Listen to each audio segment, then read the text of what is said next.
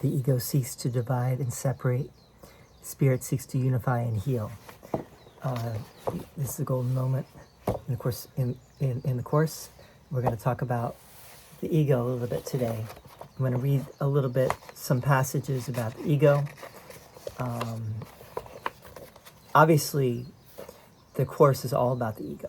The course is speaking in a way more about the ego than anything else. And why is that? Because the ego represents the interference, right? The ego represents that part of ourself which is choosing the separation and is consistently choosing separation over non-separation. And so that's what we really need to address, and we really need to understand how the ego operates, what the ego's MO is. And if we can identify what ego is, then it's more easy for us to differentiate it between the ego and spirit, or you could say the ego and the miracle, and we can then let the ego go more easily. So what is ego? The ego lives by, I'm just going to read a few quotes from the Course, from the text. The ego lives by comparisons. The ego cannot survive without judgment. The ego seeks to divide and separate. Spirit seeks to unify and heal. All right, and we'll talk more about this in a second. Here's the great passage that really explains even more is actually in the clarification of terms. The clarification of terms is in the manual for teachers, but the clarification of terms came later. Actually, it came, I believe, after the course was published, or maybe in 1975. Like the first copies of the course got out, but people had these questions. I think it was like 1,000 copies or something, and they went very quickly. But people had questions about what do the terms mean, right? So Jesus came through with clarification of terms, and one of these clarifications is called the ego dash the miracle. So he says there, what is the ego? But a dream of what you really are. A thought you are apart from your creator, and a wish to be what he created not. It is a thing of madness, not reality at all. A name for namelessness is all it is. A symbol of impossibility, a choice for options that do not exist. We name it, but to help us understand that it is nothing but an ancient thought that what is made has immortality. But what could come of this except a dream, which, like all dreams, can only end in death? Powerful. And then I'm going to read, I can read this whole passage actually. But let's just talk about that up till there. Ego lives by comparisons. The ego cannot survive without judgment.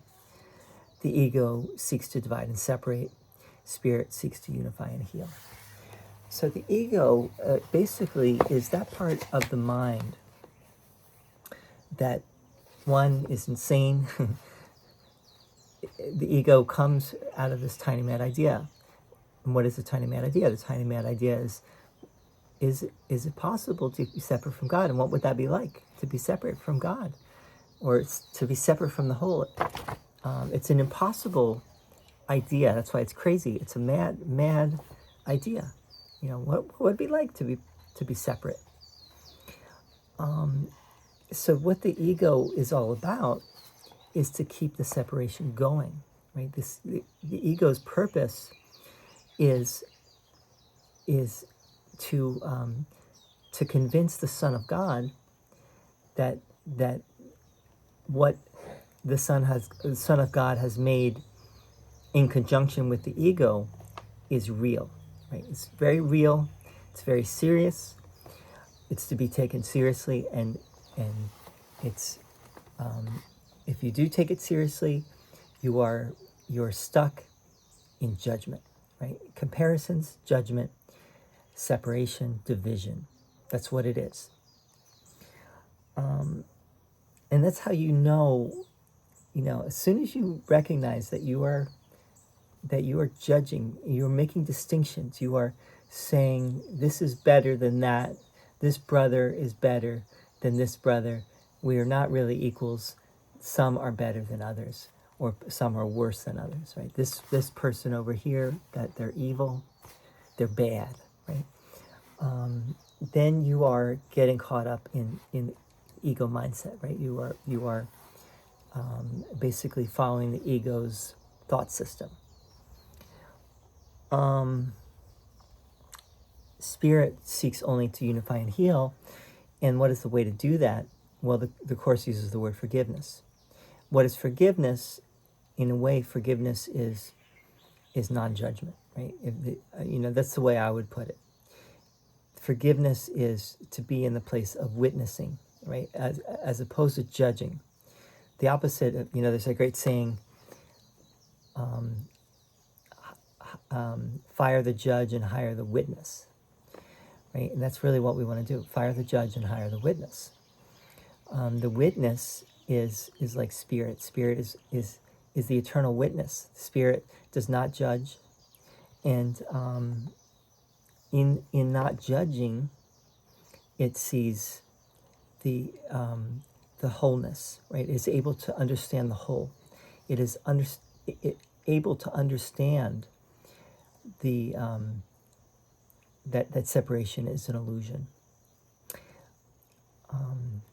What is the ego?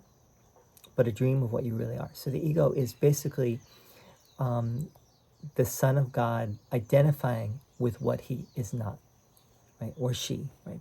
But let's just say, when we're caught up in the ego, we're in a case of mistaken identity, right? We've identified wrongly. We've identified incorrectly. We are taking ourselves to be something that we are not. And what are we not? We are not anything in this world. We're not a body. We are not a personality. We are not an ego personality. We are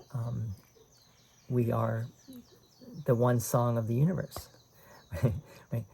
But taking itself to be just a small, tiny fraction, of the whole.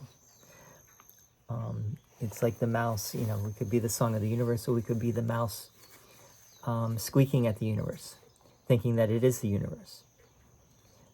What is the ego but a dream of what you really are? A thought you are apart from your creator, and a wish to be what he created not. So the wish is important too, is that we're actively willing to be this ego personality, right? We're actively, if we're not actively practicing remembering what we really are, then we are remaining stuck in what we are not. It is the thing of madness, not reality at all. A name for namelessness is all it is, a symbol of impossibility. Ego really is not real. Jesus also calls Christ a symbol. They're both symbols. Christ is a symbol of perfect love. The ego is the symbol of perfect madness, right? Or, as Jesus says here, a symbol of impossibility, a choice for options that do not exist, right? The ego is based in this tiny mad idea, which is an impossible idea. It's not true. It could never be true that we are separate from God, or that we are separate from the whole. We name it but to help us understand that it is nothing but an ancient thought that what is made has immortality. And what is made, talking here about the entire physical or material universe that we think is very real, right? But it really is not. It's a smokescreen. It's a way of hiding, right?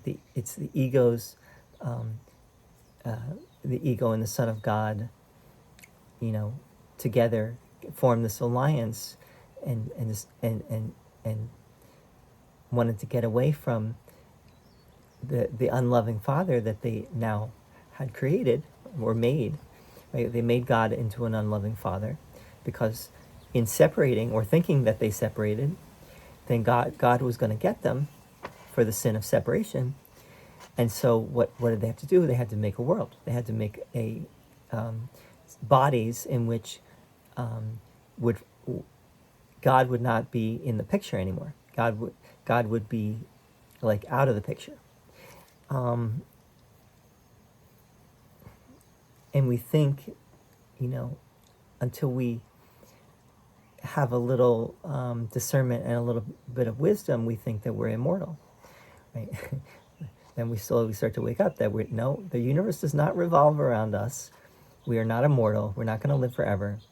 And we are, then we start to come to spirituality at that point, usually, because we start to recognize things, we start to see through the illusion that we've chosen to maintain, that we have, in many ways, actively chosen to maintain.